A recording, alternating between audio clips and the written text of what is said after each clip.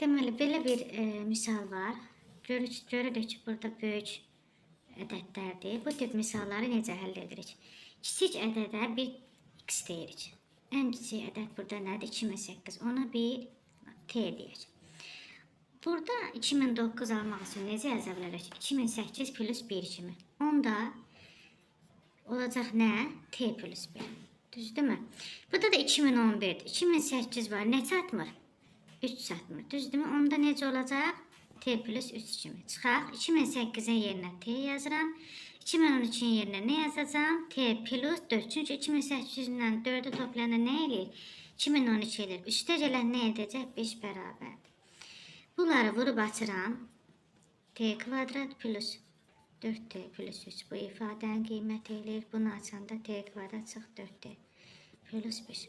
Baxın T kvadratlar gedir, 4T'lər də gedir. 3 ilə 5 cavab verir 8.